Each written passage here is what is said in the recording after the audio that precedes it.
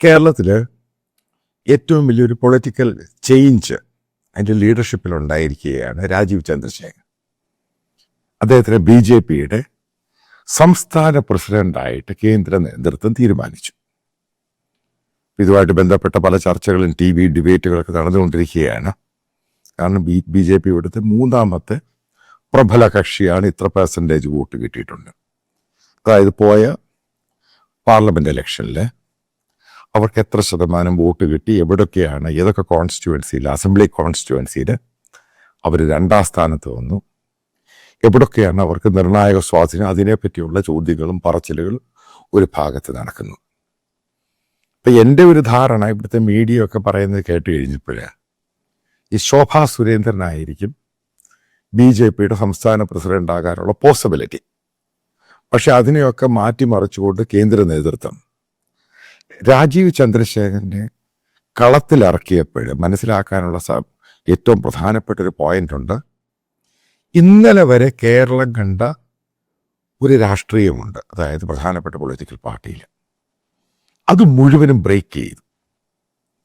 അതായത് ഞാൻ ഈ പറയാം, ഈ പരിപ്പ് വട, കട്ടൻ കാപ്പി, കക്ഷത്തിൽ ഡയറിയൊക്കെ വെച്ചുകൊണ്ട് പോകുന്ന സഖാക്കൾ, ഏറ്റവും ലളിതമായ ജീവിതം, ഇതൊക്കെ പറഞ്ഞ് കേരളത്തെ കബളിപ്പിച്ചുകൊണ്ടിരുന്ന 2ഓളം പൊളിറ്റിക്കൽ പാർട്ടി, അതിൻ്റെ കൂടെ ഈ പറയുന്ന BJP അതൊക്കെ പറഞ്ഞാണ് കബളിപ്പിച്ചുകൊണ്ടിരുന്നത്. അതായത് ദേശീയത, ഹൈപ്പർ നാഷണലിസം, ഇതിനൊക്കെ വിരാമം ഇട്ടുകൊണ്ട്, ആ വാക്ക ഉപയോഗിക്കുന്ന വിരാമം ഇട്ടുകൊണ്ട് ഒരു സഡൻ ബ്രേക്ക് ഇട്ടു. എന്നിട്ട് ന്യൂ ജനറേഷൻ ലീഡറായിട്ട് രാജീവ് ചന്ദ്രശേഖരൻ വരുന്നു. കേരളത്തിൻ്റെ ചരിത്രത്തിൽ ആദ്യമായിട്ടാണ് ഒരു ടെക്നോക്രാറ്റ്, അതേപോലെ തന്നെ ബിസിനസ് എന്റർപ്രണർ, ബിസിനസ്സുകാരൻ ഒരു പൊളിറ്റിക്കൽ പാർട്ടിയുടെ നേതൃത്വത്തിൽ വരുന്നത് ആദ്യമായിട്ട്. അപ്പം നിങ്ങൾ ചോദിക്കും, ശശി തരൂർ ഒരു ബ്യൂറോക്രാറ്റാണ്. യുണൈറ്റഡ് നേഷൻ്റെ പ്ലാറ്റ്ഫോമിൽ എല്ലാം അവൈലബിൾ ആണ്. ആ പ്ലാറ്റ്ഫോമുമായിട്ട് ബന്ധപ്പെട്ട് കോർഡിനേഷൻ നടത്തുന്നു. അതായത് ഇന്ത്യയുടെ ബ്യൂറോക്രസിയുടെ ഭാഗമായിട്ടുള്ള ബ്യൂറോക്രാറ്റ് തന്നെയാണ് ശശി തരൂർ. അതുകൊണ്ടാണ് അഡ്മിനിസ്ട്രേറ്റീവ് കേപ്പബിലിറ്റി ഒരു ബ്യൂറോക്രസി രീതിയിലാണ് അദ്ദേഹത്തിന് പോയിക്കൊണ്ടിരുന്നത്. ഈ പറയുന്ന പോലെ വലിയ ഗ്രൗണ്ട് ബ്രേക്ക് സംഭവമൊന്നും അയാളെ കൊണ്ടുണ്ടാക്കാനും സാധിച്ചില്ല. പിന്നെ ഇഷ്ടംപോലെ വാഗ്ദാനം തന്നു. തിരുവനന്തപുരത്തെ ബാഴ്സലോണയാക്കും, തിരുവനന്തപുരത്തെ സിംഗപ്പൂരാക്കും, തിരുവനന്തപുരത്തെ ആംസ്റ്റർഡാക്കും. ഒരു പുല്ലുവാക്കിയില്ല. അവിടെയുള്ള മണ്ടൻ ഓട്ടന്മാർ ഇയാൾക്ക് വോട്ട് ചെയ്തുകൊണ്ടിരുന്നു. അത് പോട്ടെ, ജനം അവിടെ വെക്കുക. ഇവിടെ രാജീവ് വന്നു കഴിയുമ്പോൾ ഉണ്ടാകുന്ന ഒരു വലിയ മാറ്റമുണ്ട്. മോഡറേറ്റ് ഫേസ് ഞാൻ പറയുന്നത്, ഈ സംഘപരിവാറിൽ ഇത്രയും നാളും പല ഫേസുകളുണ്ട്. അപ്പോൾ അതിനകത്ത് ഈ സംഘപരിവാറിൻ്റെ ഒരു മോഡറേറ്റ് ഫേസ് എന്ന് ലോകത്തെ കാണിച്ചിരിക്കുന്നത് മോദിയുടെ ഫേസാണ്. കാരണം ഈ ഹൈപ്പർ നാഷണലിസം ദേശീയത മാത്രമൊന്നുമല്ല, വിദേശ ഇൻവെസ്റ്റ്മെൻറ്റ് വേണം. എന്നാൽ മാത്രമേ ഇന്ത്യ മുന്നോട്ട് പോകാൻ പറ്റൂ. കോമ്പറ്റീറ്റീവ് ആയിരിക്കണം, ഇന്ത്യൻ കോർപ്പറേറ്റ്സ് മത്സരിക്കണം, എന്നാൽ മാത്രമേ ഇന്ത്യയുടെ കാര്യങ്ങൾ പ്രോപ്പറായിട്ട് മുന്നോട്ട് പോകാൻ സാധിക്കും. മോദി തന്നെയാണ്, നരേന്ദ്രമോദി തന്നെയാണ് BJPയുടെ മോഡറേറ്റ് ഫേസ്. അപ്പോൾ അതുമായിട്ട് ബന്ധപ്പെട്ട പല മോഡറേറ്റ് ഫേസുകളും BJP വന്നുകൊണ്ടിരിക്കുകയാണ്. അപ്പോൾ അതിൽ പ്രധാനപ്പെട്ട സൗത്ത് ഇന്ത്യൻ ഒരു ഫേസ് തന്നെയാണ് ഈ പറയുന്ന രാജീവ് ചന്ദ്രശേഖർ. കാരണം ഒരു എയർ കമാൻഡർ, അതായത് പട്ടാളത്തിലെ ആർമിയുടെ ഒരു ബ്രിഗേഡ്, അതേപോലെ തന്നെ എയർഫോഴ്സിൻ്റെ ഒരു ഫൈറ്റർ പൈലറ്റ് ആയിരുന്നു രാജീവിൻ്റെ ഫാദർ. അദ്ദേഹം തൃശ്ശൂർ സ്വദേശിയാണ്. ഇന്ത്യയിലെ പല ഭാഗത്ത്, കാരണം ഡിഫൻസുമായിട്ട് ബന്ധപ്പെട്ട പോസ്റ്റിംഗ് പല സ്കൂളുകളിലായിട്ട് പഠിച്ചു. പിന്നീട് മണിപ്പാലിൽ നിന്നും എൻജിനീയറിങ് കഴിഞ്ഞു. പിന്നെ മാസ്റ്റേഴ്സ് US പോയി എടുക്കുന്നു. ടെക്നോക്രാറ്റ്. പിന്നീട് ഇന്ത്യയിൽ നിന്ന് പല ബിസിനസ്സും സംരംഭങ്ങളും സ്റ്റാർട്ട് ചെയ്യുകയാണ്. അതിലൊക്കെ വളരെ സക്സസ് ആയ ആളാണ് ഈ രാജീവ്. നിങ്ങൾ ഈ പറയുന്ന ബിസിനസ്സുകാരൻ സക്സസ് ആവുക എന്ന് പറയുന്നത് അത്ര ചെറിയ കാര്യമൊന്നുമല്ല. അപ്പം ഈ ന്യൂ ചിപ്പ്, അതായത് ചിപ്പ് ടെക്നോളജി ആണെങ്കിലും മൊബൈൽ ടെക്നോളജി ആണെങ്കിലും, അപ്പോൾ അവിടെയൊക്കെ സക്സസ് ആയ ഒരു ബിസിനസ്സുകാരൻ അത് രാഷ്ട്രീയത്തിലോട്ട് വരികയാണ്. ബാംഗ്ലൂരുള്ള മുഴുവനും IT-യുമായിട്ട് ബന്ധപ്പെട്ട മുഴുവനും ഗിമിക്സ് അറിയാവുന്ന വ്യക്തിയാണ് ഇയാൾ. അപ്പം നിങ്ങൾ ഉദ്ദേശിക്കുന്ന ഒരു വ്യക്തിയൊന്നും അല്ല ഇയാൾ. ഇപ്പം ബാംഗ്ലൂർ ഏകദേശം 10 ലക്ഷത്തോളം ഈ ടെക്കീസ് വർക്ക് ചെയ്യുന്നുണ്ടെങ്കിൽ അതിൻ്റെ എല്ലാ ഗ്രൗണ്ടും ഇയാൾക്കറിയാം. അപ്പം ഇന്ത്യയുടെ മോഡേൺ ഫേസ് ആണ് രാജീവ്. വിദേശ പഠനം, അതിനുശേഷം എന്താണ് ഗ്ലോബൽ എക്കോണമിയെ പറ്റി അറിയാം, ഇന്ത്യയുടെ തൊഴിലിലെ സാധ്യതകളെ എത്രമാത്രം പൊട്ടൻഷ്യലി മാറ്റണം അതിനെപ്പറ്റിയുള്ള വിവരമുണ്ട്. സ്കിൽ ഡെവലപ്മെൻറ്റുമായിട്ട് ബേസ് ചെയ്ത് അതിൻ്റെ സഹമന്ത്രിയായിരുന്നു, അവിടെ കോൺട്രിബ്യൂട്ട് ചെയ്ത ആളാണ്. അപ്പം നമ്മൾ ഈ മനസ്സിലാക്കുമ്പം കട്ടൻ കാപ്പിയും പരിപ്പോടെയും മാറിയിട്ട് എൻ്റെ ഒരു അസംഷൻ എന്ന് പറയുന്നത് കേരള രാഷ്ട്രീയത്തിൽ ഇറ്റാലിയൻ പിസയും കൊളംബിയൻ കോഫിയും അതാണ് ഉണ്ടാകാൻ പോകുന്നത്. അതായത് ന്യൂ ജനറേഷൻ തോട്ട്സ്. അപ്പോൾ ഈ ന്യൂ ജനറേഷൻ തോട്ട്സിനകത്ത് മനസ്സിലാക്കേണ്ട പ്രധാനപ്പെട്ട ഘടകം, ഇപ്പോഴത്തെ ചെറുപ്പക്കാർക്കും വിദ്യാർത്ഥികൾക്കും ഒന്നും രാഷ്ട്രീയമില്ല. അവർക്കറിയാം, അവരുടെ പ്രശ്നം അവർക്കറിയാം. അവരുടെ കൺസേൺ എന്ന് പറയുന്ന ഒരു കാര്യമുള്ളൂ, ഹോപ്പ്, പ്രതീക്ഷ. നാളെ എന്ത് സംഭവിക്കും, അവൻ്റെ തൊഴിൽ, അവൻ്റെ ജോലി, അവൻ്റെ വീട്ടുകാർ, ഇതാണ് അവരുടെ ഏറ്റവും വലിയ കൺസേൺ. അല്ലാതെ നിങ്ങൾ ഉദ്ദേശിക്കുന്ന അരുവാൾ ചുറ്റിയ നക്ഷത്രവും കൈപ്പത്തിയും ക്ലാപ്പും താമരയും ഒന്നും അല്ല ഇവിടുത്തെ ഇഷ്യൂ. New generation. അതുകൊണ്ടാണ് സിറ്റികളിലുള്ള ന്യൂ ജനറേഷൻ മുഴുവനും BJP വോട്ട് ചെയ്യുന്നത്. ഇവിടെയാണ് ഞാൻ കപിൽ സിബലിൻ്റെ സ്റ്റേറ്റ്മെൻറ്റ് എടുക്കുന്നത്. പുതുതായിട്ട് വന്ന ജനറേഷൻ കഴിഞ്ഞ 10 വർഷം അവരിൽ നിന്ന് 1% വോട്ട് പോലും കോൺഗ്രസിന് കിട്ടിയിട്ടില്ല. അതുകൊണ്ടാണ് കോൺഗ്രസ് എവിടെയും കാര്യമായ രീതിയിൽ ഒരു ബ്രേക്ക് ത്രൂ ഉണ്ടാക്കാൻ സാധിക്കാഞ്ഞത്. അത് കേരളത്തിൽ സംഭവിക്കാൻ പോവുകയാണ്. ഈ വരാനുള്ള ന്യൂ ജനറേഷൻ, പുതിയ ചെറുപ്പക്കാർ, വിദ്യാർത്ഥികൾ, കാരണം 18 വയസ്സിന് മുകളിൽ വോട്ടിങ്ങുണ്ട്. ഇവരുടെ തോട്ട്സ്, അവരുടെ ഭാവിയും എന്താണ്, ഫർദർ എഡ്യൂക്കേഷൻ, അവരുടെ ഫ്യൂച്ചർ, അവരുടെ ഫാമിലി. അവരീ പറയുന്ന പോലെ കമ്മ്യൂണിസ്റ്റ് പാർട്ടിക്കകത്ത് തന്നെയാണെങ്കിലും അവിടെയുള്ള കുട്ടികളാണെങ്കിലും ചെറുപ്പക്കാർക്കും ഈ പറയുന്ന പരിപ്പോടെയും കട്ടൻ കാപ്പിയും കോപ്പൊക്കെ ദൂരെ കളഞ്ഞിട്ടുണ്ട്. അവർക്കറിയാം ഇതൊന്നും നടക്കുന്ന കാര്യമല്ല. കാരണം സഹകരണ സംഘം, ആ സംഘം, ഈ സംഘം, ഇതൊക്കെ പൊളിഞ്ഞ് നാശമായ സംഭവം അതെല്ലാവർക്കും അറിയാം. ഇവിടെയാണ് രാജീവിൻ്റെ എൻട്രി എന്ന് പറയുന്നത്. അത് മാസ് എൻട്രിയാണ് ഈ സംഭവം. അപ്പം രാജീവിൻ്റെ മോഡറേറ്റ് ഫേസ് ഉണ്ട്. കാരണം വേറൊരു കാര്യം ഞാൻ പറയാം, ഈ രാജീവ് ചന്ദ്രശേഖർ അടുത്ത പ്രാവശ്യം 2026 BJP അധികാരത്തിൽ വന്ന് കേരളത്തിലെ മുഖ്യമന്ത്രി ആവുകയാണെങ്കിൽ എൻ്റെ ഒരു അസംഷനാണ് നിങ്ങൾക്കത് എതിർക്കാം. കേരളം എന്ന് പറഞ്ഞ സ്റ്റേറ്റ് വരാനുള്ള 5 വർഷം കൊണ്ട് ഇന്ത്യയിലെ ഏറ്റവും മികച്ച സ്റ്റേറ്റ് ആകും. കാരണം എന്തുവാ? കാരണം കേരളത്തിലെ മാൻ പവർ ഹൈലി ടാലൻറ്റഡാണ്. ഇതിനെ നശിപ്പിച്ചത് ഇവിടുത്തെ പൊളിറ്റിക്കൽ പാർട്ടി. ഇതിനെ പ്രോപ്പറായിട്ട് മോൾഡും ഷേപ്പും ചെയ്ത് കഴിഞ്ഞാൽ നമുക്ക് അതിഭയങ്കര സംഭവം. മലയാളികൾ, ഞാൻ നേരത്തെ പല വീഡിയോയിലും പറഞ്ഞിട്ടുണ്ട്, ഈ ഗൾഫ് കൺട്രീസിലാണെങ്കിൽ പല രാജ്യങ്ങളിലും മലയാളികളുടെ കോൺട്രിബ്യൂഷൻ ഭയങ്കരമാണ്. അതിഭയങ്കരമായ ടാക്ടിക്കലായിട്ട് കാര്യങ്ങൾ ചെയ്യാനറിയാം, സ്ട്രാറ്റജിക്കലാണ്, നല്ല റിസൾട്ട് ഓറിയൻറ്റഡ് ആണ്. കേരളത്തിൽ നശിപ്പിച്ചതിനെ, കാരണം ഇവിടുത്തെ പൊളിറ്റിക്കൽ പാർട്ടിയും ഇവിടുത്തെ യൂണിയനും എല്ലാം കൂടെ നശിപ്പിച്ച് കുളവാക്കി. അപ്പം അതിനൊരു ഗൈഡിങ് ഫോഴ്സായിട്ട് രാജീവ് വരികയും ഈ പറയുന്ന ലോകത്തിലെ ടെക് കമ്പനികൾ, ഇപ്പോൾ ഇലോൺ മസ്ക് ആണെങ്കിലും ബിൽ ഗേറ്റ്സ് ആണെങ്കിലും സുന്ദർ പിച്ചൈ ആണെങ്കിലും, ഇവരെയൊക്കെ രാജീവ് ചന്ദ്രശേഖരന് അവരെ കേരളത്തിൽ കൊണ്ടുവരാൻ സാധിക്കും. കേരളത്തിലെ മുഖ്യമന്ത്രിയും കേരളത്തിലെ P. രാജീവും തലകുത്തി മറിഞ്ഞാലും അമേരിക്കയിൽ പോയി അവിടെ മലയാളികൾ 712 എന്ന് പറഞ്ഞ ചെറിയ ഷോപ്പുണ്ട് ഈ പെട്രോൾ പമ്പുമായിട്ട് ചേർന്ന്, അവരോടാണ് ഇൻവെസ്റ്റ്മെൻറ്റ് ചോദിക്കുന്നത്. പാവം പിടിച്ച മലയാളികൾ.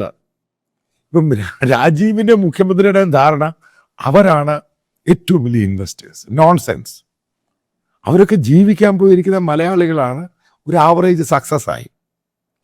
അമേരിക്കൻ കോർപ്പറേറ്റ് തന്നെയാണ് ലോകത്തെ ഭരിക്കുന്നത്.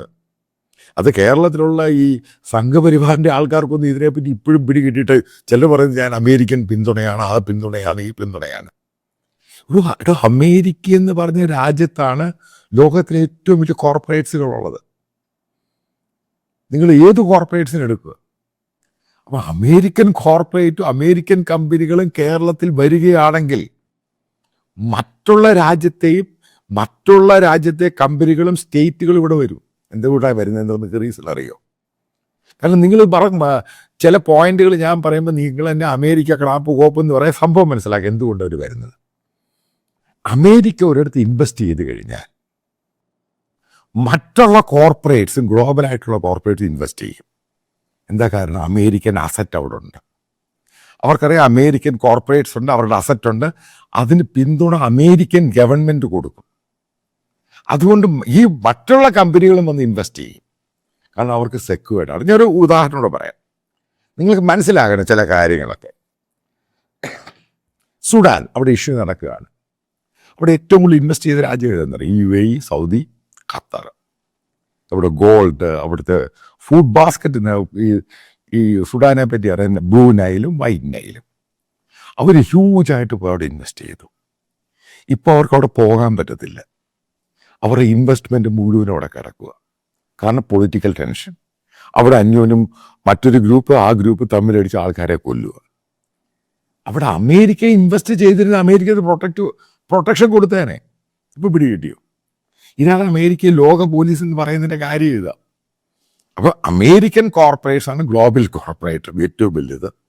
അവർ ഗ്ലോബൽ കോർപ്പറേറ്റ് എന്ന് പറഞ്ഞാൽ അവൻ്റെ അത് തന്നെ എടുക്കുവാണെങ്കിൽ $28 ട്രില്യൺ അമേരിക്കൻ കമ്പനികൾ. അവർ വരണം. അവർ വന്നാൽ മറ്റുള്ള കമ്പനികളും കയറി വരും. ഇതാണ് പറഞ്ഞത്. എലോൺ മസ്ക് വരും. ഇവിടെ ആകെ കേരളത്തിൽ പിണറായി വിജയൻ കൊണ്ടുവന്നിട്ട് ഉണക്ക കമലഹാസനെയാ ഈ ആലപ്പുഴ വള്ളംകളിക്ക് കൊണ്ടുവരുന്നത്. അപ്പം ഇതേപോലെയുള്ള ആലപ്പുഴ വള്ളംകളി, അതേപോലെ അമേരിക്കൻ എലോൺ മസ്ക്, ഇങ്ങനെയുള്ളത് വന്നു കഴിഞ്ഞാൽ ലോകം മുഴുവനും കേരളത്തെ ശ്രദ്ധിക്കും, ഇൻവെസ്റ്റ്മെൻറ്റ് സ്റ്റാർട്ട് ചെയ്യും. അപ്പം അതിനുള്ള പ്ലാറ്റ്ഫോം രാജീവ് ഒപ്പിച്ചു കൊടുക്കും. കാരണം രാജീവ് ബിസിനസ്സുകാരൻ, ഇവരുടെയൊക്കെ അപ്രിഹെൻഷൻ അറിയാം. അതായത് നേരത്തെ കേരളത്തിലുണ്ടായ സീനിയർ ബ്യൂറോക്രാറ്റ് ഉണ്ട്, ഇൻഡസ്ട്രിയൽ സെക്രട്ടറി. അപ്പം അദ്ദേഹം ഈ ബിൽ ഗേറ്റ്സ് ബാംഗ്ലൂർ വന്ന സമയത്ത് കേരളത്തിലോട്ട് വരുത്താൻ വേണ്ടി ശ്രമിച്ചു. ഇതുണ്ടായ സംഭവം. അപ്പം അദ്ദേഹം എന്നോട് പറഞ്ഞു, ഒരു കത്തൊക്കെ അയച്ചു ബിൽ ഗേറ്റ്സിന്. ബിൽ ഗേറ്റ്സിൻ്റെ അവിടെ നിന്ന് മറുപടി വന്നു, വൃത്തികെട്ട കമ്മ്യൂണിസ്റ്റ് സ്ഥലത്ത് ഞങ്ങൾ വരത്തില്ല. അന്ന സമയത്ത് കേരളത്തിൽ കമ്മ്യൂണിസ്റ്റ് പാർട്ടിയല്ല ഭരിക്കുന്നത്, കോൺഗ്രസ് പാർട്ടിയാണ് ഭരിക്കുന്നത്. അവരുടെ മെൻറ്റാലിറ്റിയാണിത്.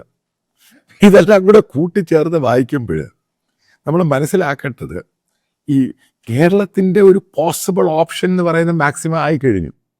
ഇവിടുത്തെ ഇടതുപക്ഷമാണെങ്കിൽ കോൺഗ്രസ് ഒരു പുല്ലിവിടെ ചെയ്യാൻ പറ്റത്തില്ല. കടവും പ്രാരാബ്ധവും.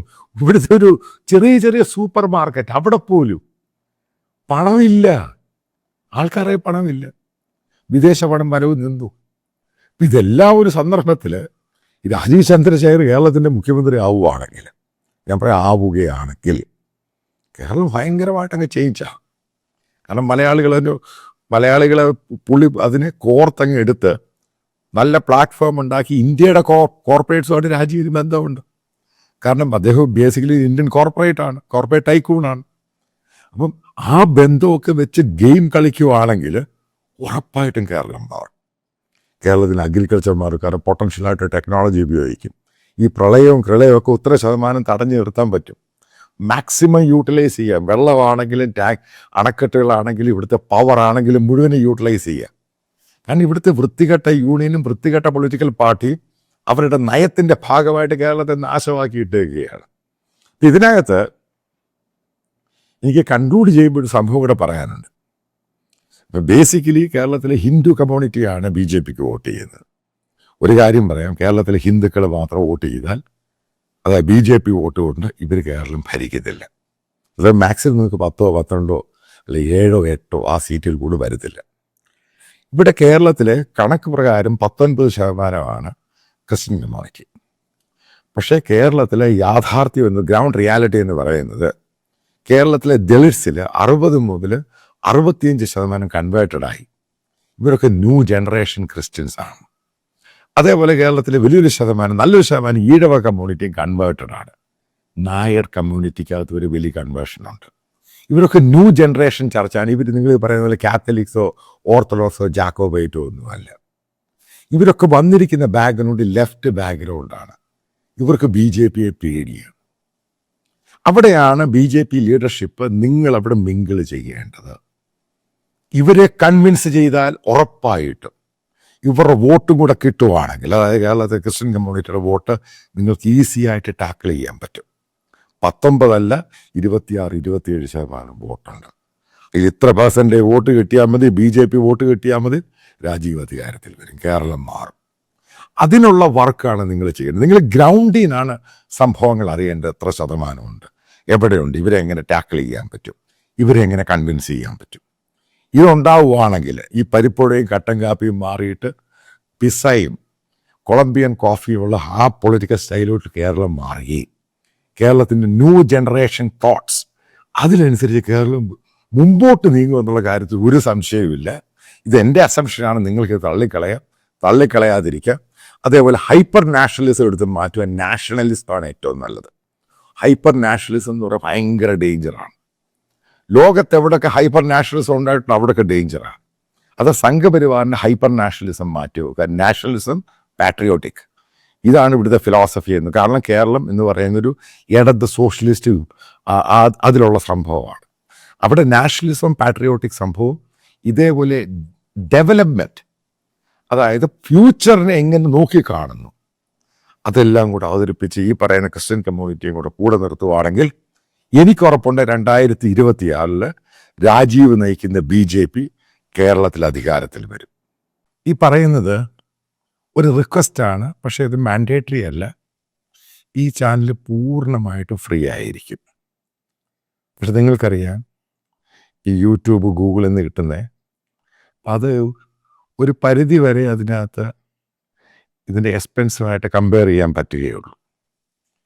അപ്പം ഇതിൻ്റെ താഴെ ഇതിൻ്റെ കമൻറ്റ് ബോക്സിൽ അപ്പം ബാങ്ക് ഡീറ്റെയിൽസും കറണ്ട് അക്കൗണ്ടാണ് പിൻ ചെയ്തിട്ടുണ്ട്. പിന്നെ വീഡിയോയിൽ ഇതിൻ്റെ സ്കാനറുണ്ട്. അപ്പം നിങ്ങൾക്ക് താല്പര്യമുള്ളവർക്ക് അത് കോൺട്രിബ്യൂട്ട് ചെയ്യാം. മേക്ക് ഇറ്റ് ക്ലിയർ, ഇത് കംപ്ലീറ്റ്ലി ഫ്രീ ആയിരിക്കും. കുറച്ച് എക്സ്പാൻഷൻ പ്ലാനുകളൊക്കെ ഉണ്ട്. നല്ല മാൻ പവർ വേണം, കുറച്ച് കൂടുതൽ നല്ല ടെക്നോളജി വേണം. അതിനൊക്കെ സ്പെൻഡ് ചെയ്യണം. കാരണം ആൾക്കാരുടെ വ്യൂസ് കൂടുന്നുണ്ട്. നിങ്ങൾക്കറിയാം, എനിക്ക് ഈ പറയുന്ന ഒരു വലിയ സബ്സ്ക്രിപ്ഷനൊന്നുമില്ല. സഹകരിക്കാൻ താല്പര്യമുള്ളവർക്ക് സഹകരിക്കാം. ഒരു കാരണവശാലും ഇത് നിർബന്ധമോ മാൻഡേറ്ററി അങ്ങനെ ഒന്നും തന്നെയല്ല. നിങ്ങൾക്ക് താല്പര്യമുള്ളത് മാത്രം വിശ്വസിക്കുന്ന നിങ്ങൾ ഇതിൽ കോൺട്രിബ്യൂട്ട് ചെയ്യുമെന്ന്.